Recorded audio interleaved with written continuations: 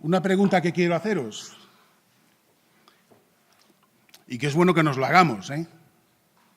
¿Os está sirviendo de algo estudiar Gálatas? Al margen de tener más conocimientos de la palabra de Dios, ¿está afectando algo a vuestra vida, Gálatas? Porque correríamos el riesgo de estar aquí dedicando domingos y domingos y domingos. Y la palabra de Dios no es una enciclopedia. La palabra de Dios actúa en nuestros corazones y de una forma práctica en nuestras vidas. Con lo cual, es interesante que nos planteemos si la palabra de Dios está transformando nuestras vidas a través, en este caso, de la epístola a los Gálatas. Mirad, entre otras muchas cosas que aprendemos en Gálatas, la epístola ha dado respuesta, a mi juicio, a dos preguntas que son tremendamente importantes. Y siendo preguntas muy importantes, no siempre son preguntas que nos hacemos. La primera pregunta es, oye, ¿qué es esto de ser cristiano? Porque le decimos a un montón de gente que somos cristianos, que somos creyentes. Bueno, pero ¿esto qué es? ¿Qué significa realmente eso? Y la segunda pregunta es, vale, muy bien, ahora soy cristiano, soy creyente. ¿Cómo debe afectar eso a mi vida? ¿Cómo debo vivir ahora que soy creyente? Estas dos preguntas, que son tremendamente importantes, tienen respuesta en la epístola a los Gálatas. Así que si no has caído todavía en esto, tenemos la página web, tenemos el grupo de Facebook donde están ahí las predicaciones y las puedes repasar. Pero fíjate si es importante que tú tengas una respuesta clara a estas dos preguntas de forma individual en tu vida. Vamos a leer el versículo 8 del capítulo 4 en adelante. Gálatas capítulo 4 y versículo 8. Ciertamente en otro tiempo, no conociendo a Dios, servíais a los que por naturaleza no son dioses. Mas ahora conociendo a Dios, o más bien siendo conocidos por Dios, ¿cómo es que volvéis de nuevo a los débiles y pobres rudimentos a los cuales os queréis volver a esclavizar? Guardáis los días, los meses, los tiempos y los años. Me temo de vosotros que haya trabajado en vano con vosotros. Os ruego, hermanos, que os hagáis como yo, porque yo también me hice con vosotros. Ningún agravio me habéis hecho, pues vosotros sabéis que a causa de una enfermedad del cuerpo os anuncié el Evangelio al principio, y no me despreciasteis ni me desechasteis por la prueba que tenía en mi cuerpo. Antes bien, me recibisteis como a un ángel de Dios, como a Cristo Jesús. ¿Dónde, pues, está esa satisfacción que experimentabais? Porque os doy testimonio de que si hubieseis podido, os hubierais sacado vuestros propios ojos para dármelos. ¿Me he hecho, pues, vuestro enemigo por deciros la verdad? Tienen celo por vosotros, pero no para bien, sino que quieren apartaros de nosotros para que vosotros tengáis celo por ellos. Bueno es mostrar celo en lo bueno siempre, y no solamente cuando estoy presente con vosotros, hijitos míos, por quienes vuelvo a sufrir dolores de parto hasta que Cristo sea formado en vosotros. Quisiera estar con vosotros ahora mismo y cambiar el tono, pues estoy perplejo en cuanto a vosotros. Ya hemos visto a lo largo de la epístola el disgusto y la perplejidad del apóstol con los hermanos de estas iglesias que estaban en la región de Galacia. Como sabéis y hemos estado repitiendo, se estaba metiendo una doctrina en las iglesias que, en resumen, podríamos decir que era una doctrina que decía que Cristo no es suficiente, que hace falta algo más, que hace falta cumplir con las leyes judías. Una teología que desplaza a Cristo del centro y le otorga al hombre un papel que no le corresponde en la redención.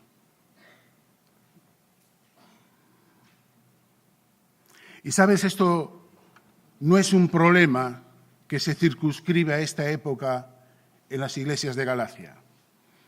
Es un problema también muy presente y muy importante en las iglesias de hoy. Porque a veces, sin darnos cuenta, estamos modificando la esencia del Evangelio de formas que a veces pasan inadvertidas. Voy a poneros algunos ejemplos.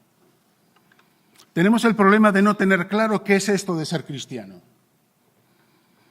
Tenemos el problema de adaptar el cristianismo a nuestros deseos. Tenemos el problema de circunscribir nuestra relación con Dios a aquellos espacios y tiempos que nosotros decidimos. Tenemos el problema grave, pero real y presente, de querer compatibilizar en nuestras vidas la presencia del Espíritu Santo y el pecado sin confesar que perdura en el tiempo. Tenemos el problema de considerarnos autosuficientes y no querer vivir en una continua dependencia de Dios. Y sabéis, esto no es algo que se circunscribe a la iglesia primitiva. Esto es una realidad hoy. Es por eso que Pablo se revela y nos advierte a nosotros de que esta interpretación y esta forma de actuar no es el Evangelio. Es otra cosa, a la que podemos adornar en forma de Evangelio, pero esto no es vivir el Evangelio. Y sabes, sería muy triste que considerándonos creyentes, considerándonos cristianos, diciéndoles a todos nuestros amigos y familiares lo que somos, realmente estemos viviendo de una manera en la cual lo único que hacemos es engañarnos a nosotros mismos. Solo hay una manera de ser cristiano. Solo hay una forma de ser creyente. Y es la de rendirnos incondicionalmente a Cristo y aceptar a través de la fe la salvación que Él nos ofrece. Solo Él es suficiente. Solo Él es bastante. No hay nada que nadie ni nada pueda añadir a la sangre derramada por Cristo Jesús. Pero además solo hay una manera de vivir nuestro cristianismo, y es a través del poder transformador del Espíritu Santo en nuestras vidas, algo de lo que les está hablando también el apóstol Pablo en la epístola a los Gálatas. Un Espíritu Santo que nos guía hacia la voluntad de Dios, un Espíritu Santo que nos da la necesidad de querer conocer más de Él, a través de su palabra, a través de la oración. Un Espíritu Santo que nos impulsa a servirle más y mejor, estar disponibles para Dios. Un Espíritu Santo que manifiesta en nosotros su fruto, que es la única manera de que los demás puedan ver a Cristo en nuestras vidas. La gente no ve a Cristo en ti si le recitamos la Biblia. La gente recibe el testimonio de Cristo a través de ti cuando ve a Cristo en tu vida. Y cuando ve una vida transformada, en la cual se manifiesta el fruto del Espíritu, que es la expresión del carácter moral del Señor Jesucristo. El Espíritu Santo que, como leímos, es el que transforma nuestro hombre interior. Dice el versículo 19, por quienes sufro dolores de parto hasta que Cristo sea formado en vosotros. Así es la intensidad y la pasión de Pablo por aquellos a los que con tanto esfuerzo había llevado a Cristo. Y como os decía, este es un problema muy actual. Y probablemente el problema está en la base porque realmente no sabemos quiénes somos. Es un problema de identidad. Y mi reto y mi pregunta para mí y para ti en esta mañana es, ¿realmente sabes quién eres? Si tuvieras que definirte, ¿cómo lo harías? ¿Aparecería Dios de alguna manera en esa definición?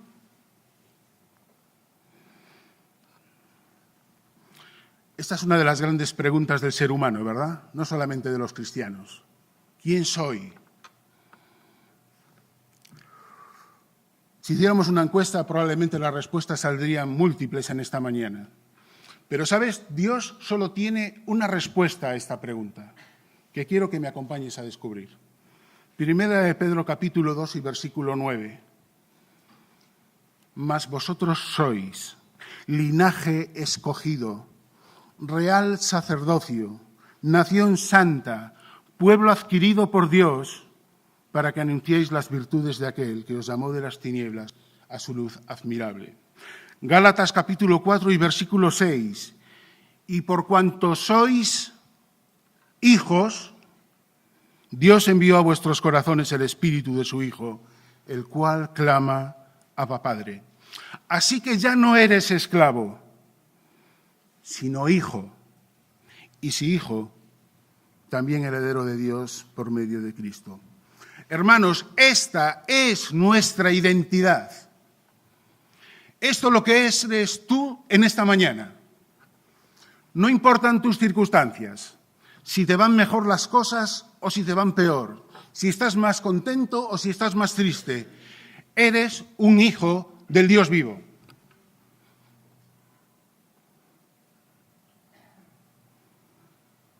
Por su gracia ya no eres esclavo del pecado. Y esto quiere decir que ya no tienes que hacer obligatoriamente lo que el pecado te ofrece. Ya no tiene el poder sobre ti que tenía antes.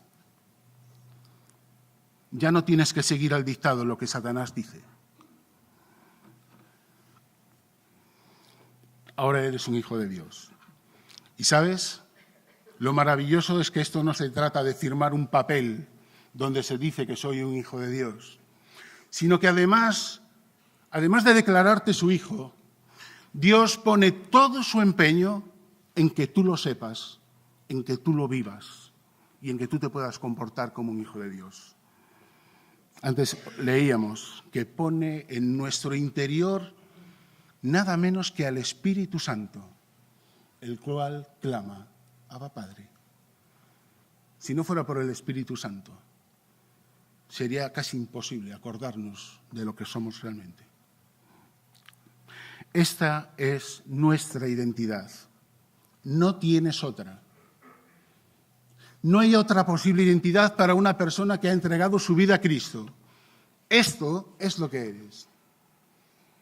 Y sabes, la segunda parte es que según lo que eres, según lo que somos, así es como tenemos que vivir. No hay alternativa. Según lo que soy ahora, así debo vivir. Y aquí tenemos otra gran pregunta. ¿Estás viviendo en función de lo que eres? ¿Estás manifestando en tu vida tu identidad? La identidad que te ha dado Dios en la persona de Cristo Jesús. Los gálatas no estaban viviendo conforme a lo que eran. Y las doctrinas que se estaban introduciendo estaban apuntando a la línea de flotación de la Iglesia. Porque, entre otras cosas, estaba bombardeando el propósito de cada uno de nosotros. Antes leíamos que nuestro propósito es para que anunciéis las virtudes de aquel que nos llamó de las tinieblas a su luz admirable. Pero las doctrinas de los judaizantes lo que transmitían es fenomenal lo que ha hecho Cristo.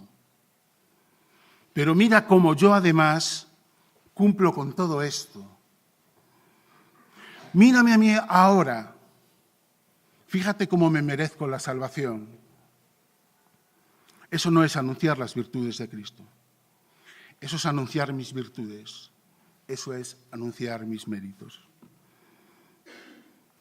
Es por eso que Pablo está tan enfadado.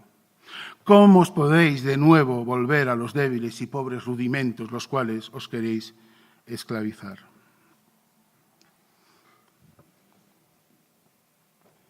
Algunos podían pensar, pero bueno, Pablo, ¿pero por qué eres tan exagerado, hombre? ¿No ves que esto de circuncidarse, de cumplir el sábado, de guardar los días, los meses, las estaciones, Esto es algo que Dios instituyó. ¿Cómo puede ser tan beligerante con algo que Dios nos ha dado? Si Dios nos ha dado esto, es que no será tan malo. Si Dios nos dio la ley, ¿cómo te vas a poner así con la ley? Esta sería una buena pregunta para Pablo. Pero el problema no radica en esto. El problema radica en torcer, en desviar todas estas cosas que Dios había dado a su pueblo. Como ya hemos visto a lo largo de las predicaciones que hemos tenido, y David Vergara lo hizo en la última predicación, la ley tenía un propósito. El propósito de levantar el pecado, de sacar el pecado de debajo de las alfombras y de ponerlo en manifiesto.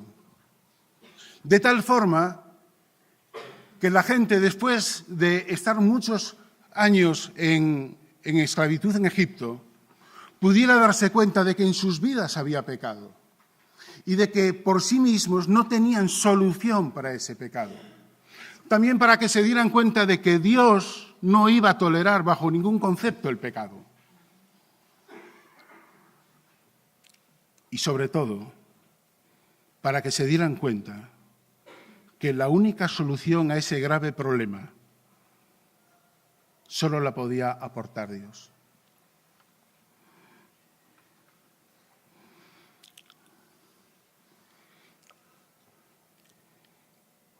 La ley pretendía poner de manifiesto la esencia del Evangelio. Que en los Evangelios nos encontramos, por ejemplo, cuando Jesús habla sobre la parábola de la viña, cuando dice, separados de mí, nada podéis hacer. Eso era lo que pretendía la ley. Que el pueblo llegara a la conclusión de que si no tenemos a Dios en nuestras vidas, no hay nada que hacer y estamos completamente perdidos. Pero ellos lo habían torcido al aspecto de los méritos, de ser capaces ellos, de tienes que ganarte esto, tienes que merecerte esto. Esa no es el Evangelio, eso es otra cosa. Antes decíamos que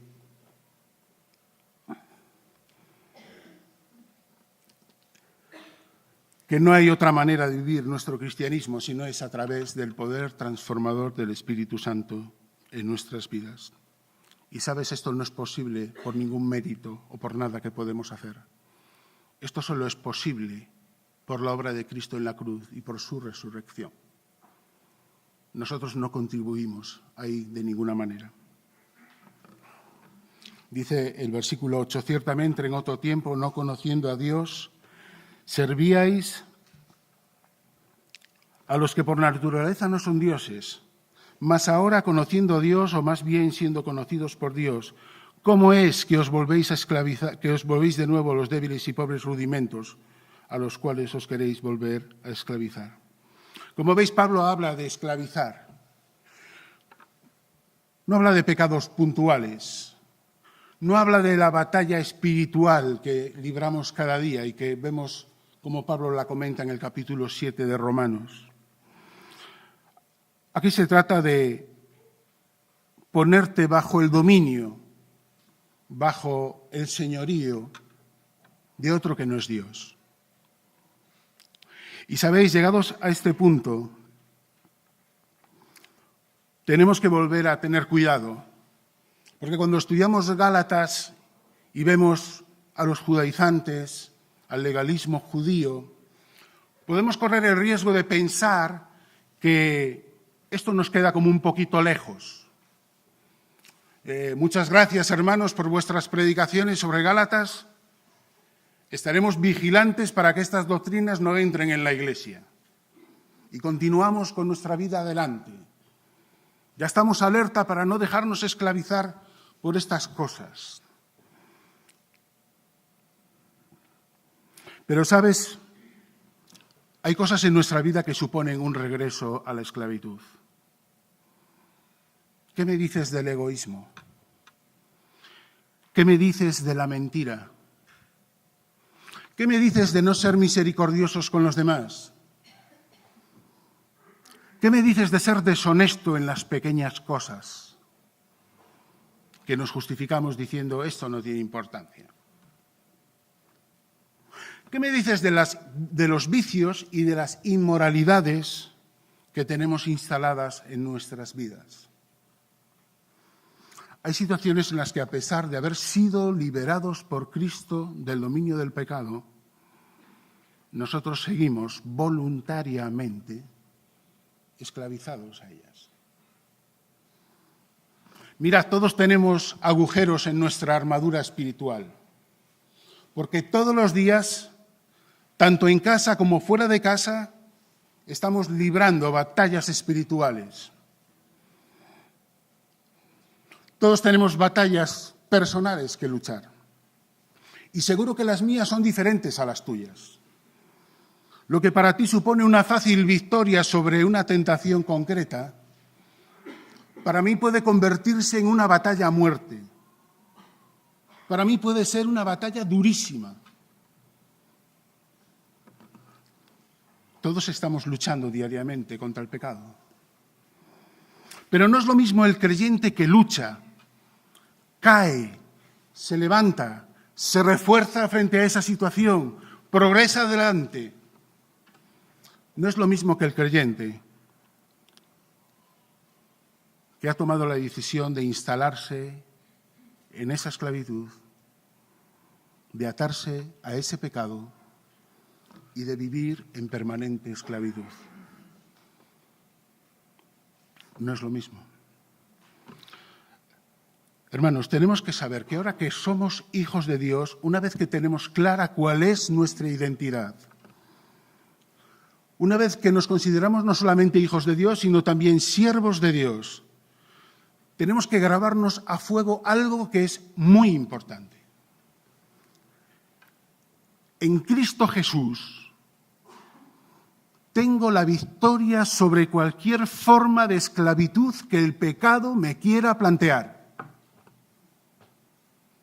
Quiero repetirlo, porque a mí me ha costado convencerme de esto. Y muchas veces me he rendido ante situaciones porque pensaba que eso solo lo podía resolver cuando yo llegara al cielo y llegara a la presencia de Dios. Pero quiero que te grabes a fuego esto, hermano, hermana. En Cristo Jesús tengo la victoria sobre cualquier forma de esclavitud que el pecado me quiera plantear. No me puedo excusar en la debilidad de la carne, ¿verdad? ¿Cuántas veces lo hacemos? No me puedo excusar en mi inclinación al pecado, a ver si el Señor nos libera ya de una vez de esto.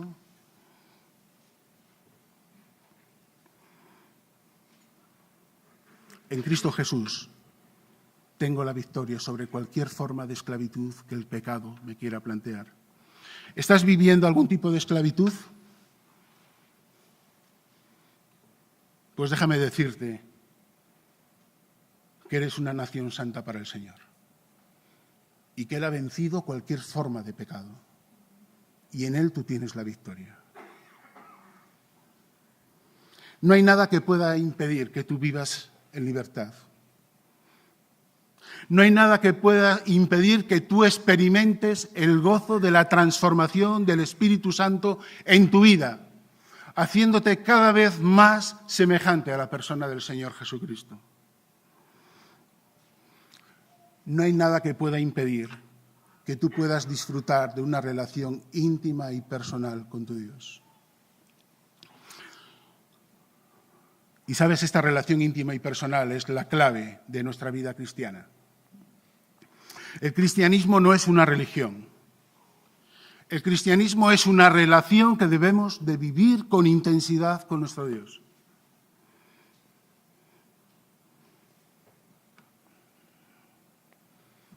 Por eso Pablo está tan enfadado.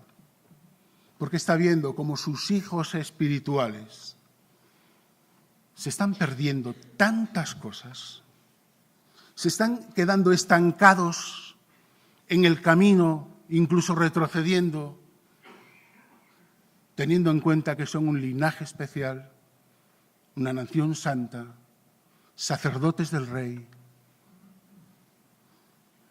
Por eso Pablo les está diciendo, vivid en base a lo que sois ahora. Dice el pasaje de Gálatas 4, ciertamente en otro tiempo, no conociendo a Dios, servíais a los que por naturaleza no son dioses. El verbo conocer que aparece en este versículo es algo más que recibir información o hacer un estudio bíblico. El verbo conocer que aparece aquí tiene que ver con intimidad, tiene que ver con un vínculo, tiene que ver con conocer en el sentido de tener una experiencia personal intensa. Y tenemos un ejemplo en Primera de Juan, capítulo 2 y versículo 3. Y en esto sabemos que nosotros le conocemos,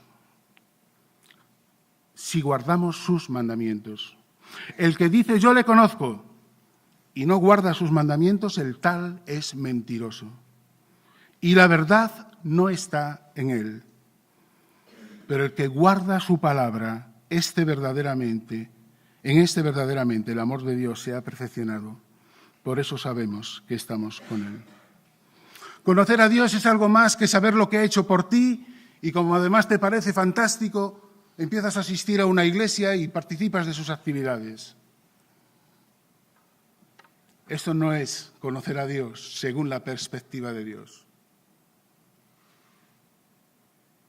Conocer a Dios es entregarte a Él en una relación íntima y personal con Él. En una relación en la que respondemos a su amor amándole y obedeciéndole. En una relación que no es una relación de igual a igual. Y a veces esto se nos olvida. Es una relación con el Rey de la Gloria, con el Dios Todopoderoso, con el que ha enviado a su Hijo a morir en una cruz por ti y por mí. Es una relación con el Señor de mi vida. Y déjame que te lo diga de una forma práctica. A veces el Señor nos plantea situaciones que no nos gustan, con las que no estamos de acuerdo. Pero, ¿sabes? Mi opinión y tu opinión no es relevante. Lo único que importa es obedecerle, es entregarme a Él de forma incondicional. Dice Juan 17:3, el Señor Jesús, y esta es la vida eterna, que te conozcan a ti, el único Dios verdadero, y a Jesucristo a quien has enviado. La vida eterna es conocer a Dios, es vivir en una relación íntima y personal con Dios. Pero también hay un aspecto importante, que Pablo, si os fijáis en Gálatas, es como si se corrigiera. Ha dicho una cosa, pero no le ha quedado como él quería, y entonces lo corrige. Dice, conociendo a Dios, o más bien, siendo conocidos por Dios. Es decir, que necesitamos que nuestro conocimiento íntimo de Dios sea refrendado desde su punto de vista. Juan capítulo 10 dice, yo soy el buen pastor y conozco mis ovejas y las mías me conocen. Y aquí este conocimiento tiene el sentido del reconocimiento. No estamos hablando del conocimiento que Dios tiene sobre todos los seres humanos por su omnisciencia. Hay mucha gente que dice conocer a Dios. Hay mucha gente que dice ser creyente. Hay mucha gente que se le llena la boca de decir muchas cosas que aparecen en la Biblia, pero que sin embargo no se ve en ellos la intensa necesidad de querer vivir vidas entregadas al Señor. Mateo capítulo 7 dice, no todo el que me dice Señor, Señor, entrará en el reino de los cielos, sino el que hace la voluntad de mi Padre que está en los cielos. Es necesario ser reconocidos por Dios. Y esto solo se consigue, hermanos, cuando yo acepto la salvación que Él me ofrece, pero soy consecuente de esa salvación. Y vivo mi vida con lo que ahora soy. Un hijo del Rey, un sacerdote del Rey, coheredero con Cristo, una nación santa.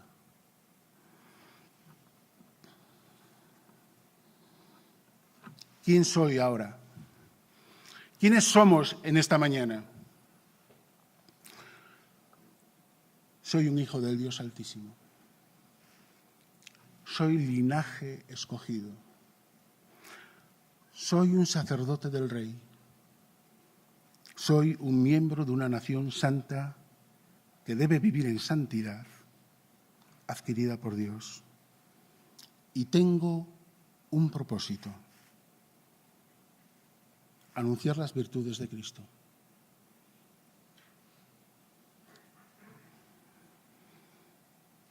Esto es lo que somos, hermanos.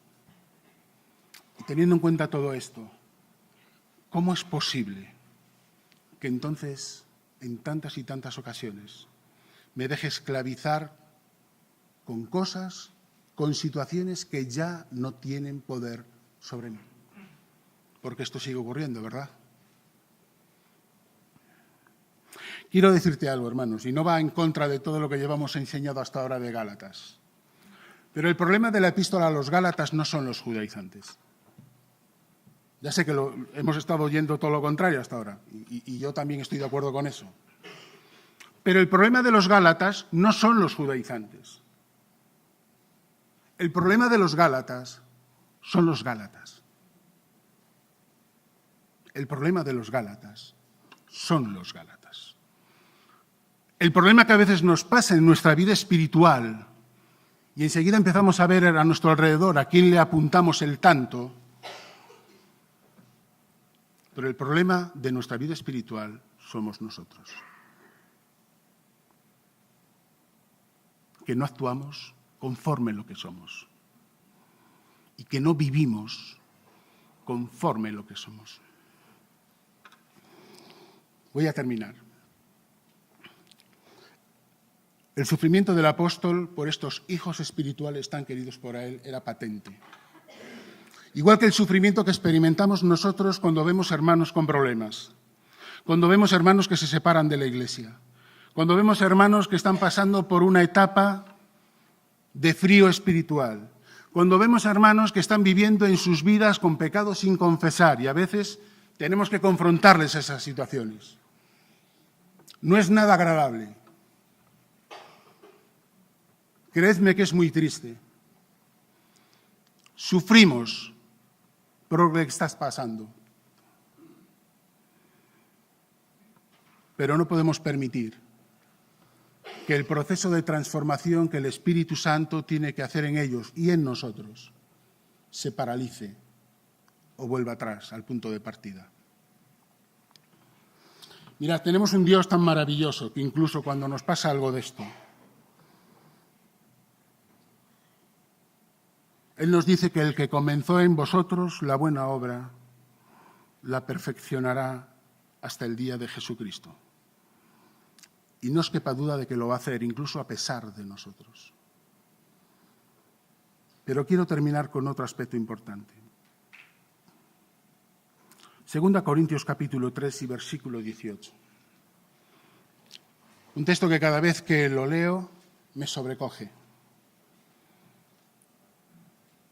Sé que mi Dios es muy generoso. Sé que mi Dios está lleno de amor. Sé que mi Dios lo da todo por nosotros.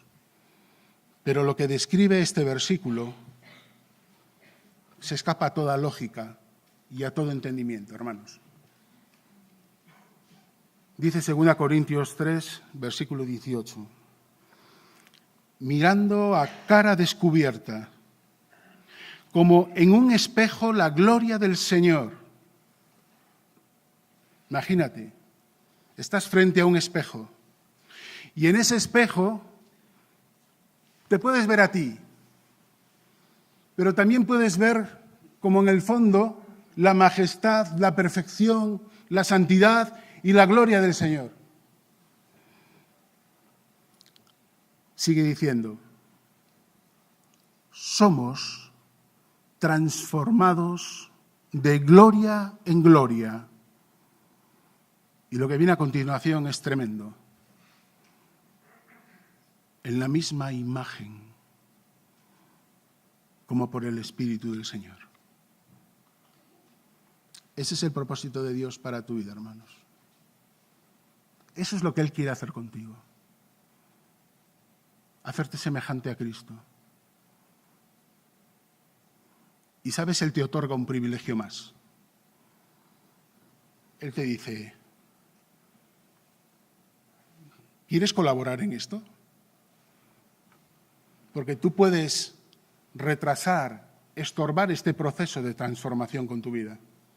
Si tu vida no cumple los estándares de Dios, si entristeces la acción del Espíritu Santo en tu vida, este proceso se va a retrasar, aunque se va a cumplir. Pero el Señor te dice, ¿quieres colaborar en esto? Pues queridos hermanos, que el Señor nos ayude a ser conscientes realmente de lo que somos y de quiénes somos y que nos permita vivir para su gloria, tal y como Él quiere. Que Él sea toda la gloria en esta mañana.